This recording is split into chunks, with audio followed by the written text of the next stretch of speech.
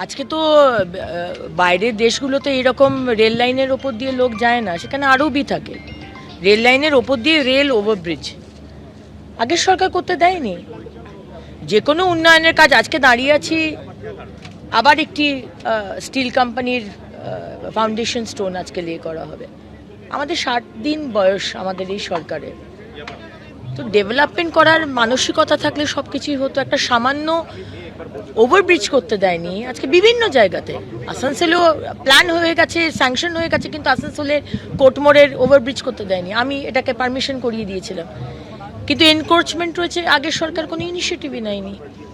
যে বাচ্চাগুলোর প্রাণ গেল, একজন সাইকেল চালক বাচ্চাগুলোকে যে নিয়ে যাচ্ছিল, যে কারপুলের ড্রাইভার, খুব আনফর্চুনেট। যে ম্যান করছিল ওখানে, যে ছিল দায়িত্বে, তার তো ব্যবস্থা করাই হবে।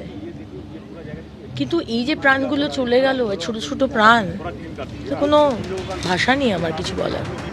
কর্ণসুবর্ণ এবং গোবিন্দপুর স্টেশনের মধ্যে লেভেল ক্রসিং এ দুর্ঘটনা। স্কুল গাড়িকে ধাক্কা মারে নিমতিতা কাটোয়া প্যাসেঞ্জার।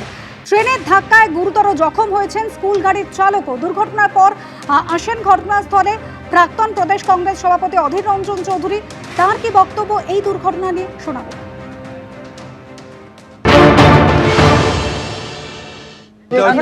এই রেলের যে কর্মচারী তার গাফিলতি, এখানকার যে গেটম্যান সে হচ্ছে মূল অপরাধী। সে কিছু সতর্কতা অবলম্বন না করে সে রেল গেটটা খুলে দিয়েছে।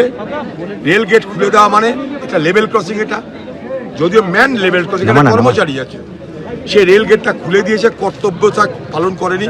আর ততক্ষণে স্কুলের বাচ্চাদের যাচ্ছে গাড়ি, এই ভয়াবহ ঘটনা ঘটলো। আমরা দেখছি ভারতবর্ষে হাইড্রোজেন ট্রেন চলছে, বুলেট ট্রেন চলছে, অনেক গল্প হচ্ছে, কিন্তু বরাবর আমরা যে দাবিটা করে আসছি, বেসিক মৌলিক যে সমস্যা যেখানে যেখানে হয়, সেই বেসিক পরিকাঠামোটাকে গড়ে তুলতে হবে।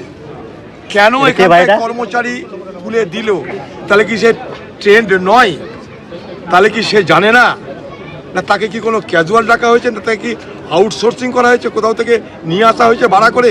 এটা মূলত রেলের সুরক্ষার প্রশ্ন।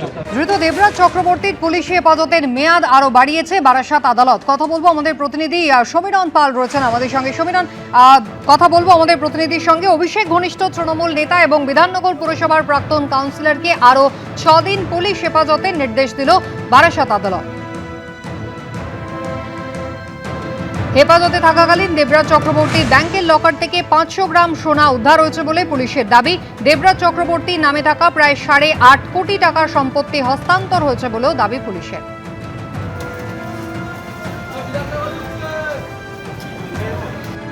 ওনার কনস্ট্রাকটিভ পয়সন থেকে বোধহয় 500 গ্রামের উপর সোনা রিকভার হয়েছে, আরো অনেক অ্যাসেটস রয়েছে। আমরা আজকে 8.5 কোটি টাকার সম্পত্তি ট্রান্সফারের হিসেব দিলাম কোর্টকে। যারা এতদিন কিছু বলতে পারতেন না তারা পরপর আসছেন, বলছেন, এবং এই কারণে আমরা আরো পিসি পিরিয়ড চেয়েছিলাম। তো কোর্ট আরো 6 দিনের পিসি পিরিয়ড দিলেন, অর্থাৎ মোট মিলিয়ে 13 দিন টোটাল পিসি পিরিয়ড হবে। এবিপি আনন্দ, এগিয়ে থাকে, এগিয়ে রাখে।